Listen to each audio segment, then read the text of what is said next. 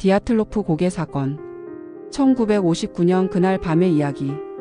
1959년 2월 러시아 우랄 산맥 깊은 곳에는 사람의 발길이 거의 닿지 않는 고개 하나가 있었다. 지도에는 이름조차 분명히 적히지 않았고 현지 원주민들은 그곳을 가서는 안 되는 곳이라 불렀다. 그 고개의 이름은 훗날 한 청년의 이름을 따 디아틀로프 고개라 불리게 된다. 이골라트 디아틀로프는 23살의 공대생이자 숙련된 등산가였다. 그는 동료들과 함께 우랄 산맥을 횡단하는 겨울 등반을 계획했다. 위험한 일정이었지만 그들은 모두 경험자였고 장비와 준비는 철저했다. 원정대는 총 10명, 남녀가 섞여 있었고 분위기는 기록 사진 속에서도 밝고 여유로워 보인다. 그들 중 누구도 이 여행이 자신의 마지막이 될 거라 생각하지 못했다. 출발 후 얼마 지나지 않아 한 명이 허리 통증을 이유로 하산을 결정한다. 그 선택으로 그는 유일한 생존자가 된다. 남은 9명은 계획대로 산을 향해 더 깊숙이 들어간다. 그들이 마지막으로 남긴 기록은 2월 1일 저녁 산 중턱에 텐트를 쳤다는 메모였다. 그날 밤 기온은 영하 30도 아래로 떨어졌고 바람은 점점 거세졌다. 그리고 그 이후로 그들은 세상과의 모든 연락을 끊는다. 예정된 귀한 일이 지나도 아무 소식이 없자 가족들과 학교는 수색을 요청한다. 며칠 뒤 수색대가 눈 덮인 고개에서 그들의 텐트를 발견한다. 멀리서 보면 그저 평범한 캠프처럼 보였다. 하지만 가까이 다가간 순간 모두가 이상함을 느낀다. 텐트는 무너지지 않았고 눈에 완전히 파묻히지도 않았다. 그런데 텐트의 옆면이 칼로 찢겨 있었다. 그것도 밖에서가 아니라 안에서.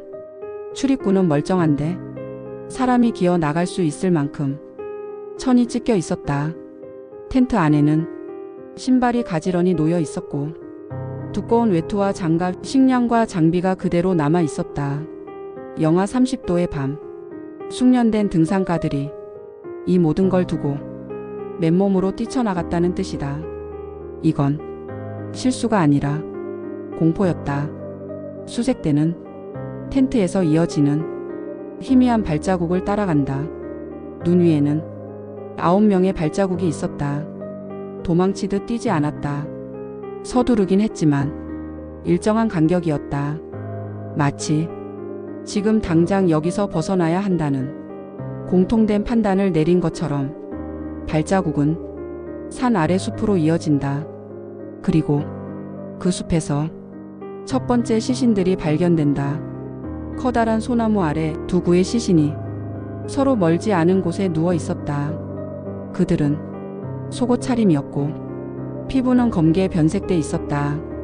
손에는 동상 자국과 마치 불에 데인 것 같은 이상한 흔적이 남아 있었다. 나무를 올려다보면 가지가 부러져 있고 사람이 기어오른 흔적이 보인다. 무언가를 피해 위로 올라갔던 것처럼. 그 근처에는 작은 모닥불 흔적이 있었다. 그들은 살기 위해 불을 피웠다.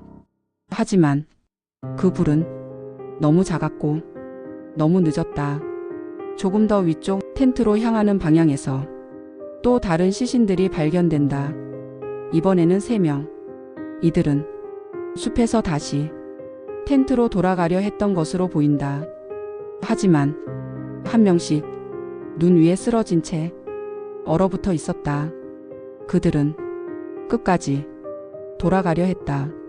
그리고 가장 끔찍한 발견은 사건 발생 후 2달이 지난 뒤에야 이뤄진다. 눈이 녹기 시작한 계곡 아래에서 나머지 4구의 시신이 발견된다. 이들은 다른 사람들과 달랐다. 갈비뼈가 안쪽으로 산산이 부서져 있었고 두개골이 파열돼 있었다. 그런데 외부 타격 흔적은 없었다. 의사들은 이 정도면 교통사고급의 충격이라고 기록한다. 한 여성의 시신에서는 혀와 눈, 입술 일부가 사라져 있었다. 짐승의 흔적은 발견되지 않았다. 마치 무언가가 그들을 짓눌렀고 그리고 가져간 것처럼 조사는 계속될수록 더 이상해진다. 일부 시신의 옷에서 방사능 수치가 검출된다. 피부는 이상할 정도로 어두웠고 머리카락은 주황빛을 띠고 있었다. 당시 같은 지역에서는 하늘에 떠 있는 주황색 빛을 봤다는 목격담이 다수 보고된다. 그리고 소련은 그 시기 비밀 군사 실험을 활발히 진행 중이었다. 하지만 관련 자료는 대부분 기밀로 묻힌다. 수사는 어느 순간 갑자기 끝난다. 기록은 봉인되고 유가족들은 명확한 설명을 듣지 못한다. 공식 결론은 단 한 줄이다. 자연의 압도적인 힘에 의한 사망. 자연이 무엇이었는지 어떤 힘이었는지는 어디에도 적혀 있지 않다. 사람들은 지금까지도 그날 밤을 상상한다. 갑작스러운 눈사태였을까? 사람의 이성을 무너뜨리는 보이지 않는 소리였을까? 아니면 그들이 이해할 수 없는 무언가였을까? 분명한 건 하나다. 그들은 계획 없이 움직이지 않았고 공포에 떠밀려 같은 선택을 했다. 텐트를 찍고 눈 속으로 나갔다는 것. 지금도 디아틀로프 고개에는 작은 기념비가 서 있다. 바람은 여전히 세고 밤이 되면 아무 소리도 들리지 않는다. 하지만 1959년 2월의 그 밤 그 고개에서는 분명 무언가가 일어났다. 그리고 그 진실은 아직도 눈 속에 남아있다. 여러분은 어떤 가설이 가장 설득력 있다고 생각하시나요?